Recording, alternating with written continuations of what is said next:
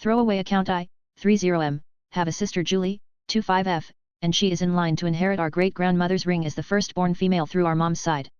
My girlfriend Laura, 26F, saw the ring and thought it was gorgeous and said that one day she'd like to have a ring just like that.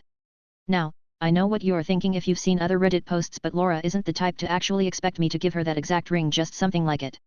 I wanted to propose to Laura, and because I knew that she wanted a ring just like that one, I decided to pay to have a custom one made.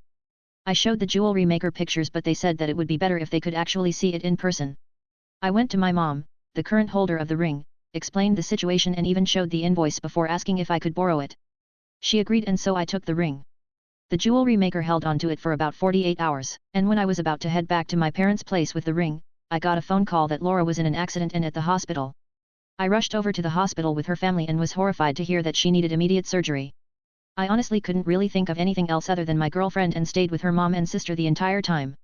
I was so relieved when the doctors said that she was going to be okay and agreed to drive Laura's sister back to the house and then come back. I dropped Laura's sister off and went back to my place to shower when I saw the police there waiting for me with my parents and Julie.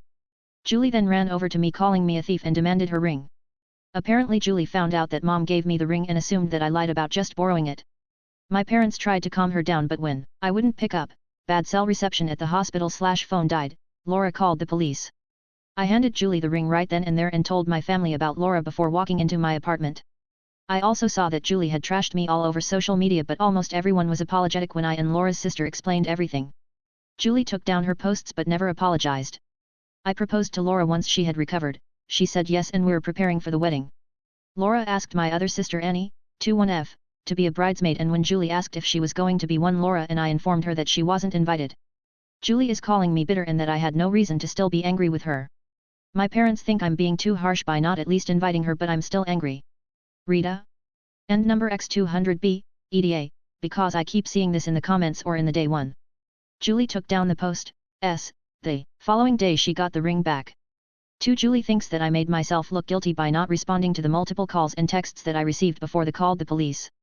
3. I'm not sure what Julie said or did to convince the police to come with her, but all I know is that she was trying to report a theft. 4. My parents didn't arrive with Julie or the police, they showed up after and was arguing with her with I arrived. 5. My parents were on my side about being upset with Julie, but feels that since it was a year since the mistake/misunderstanding that it was time to let things go.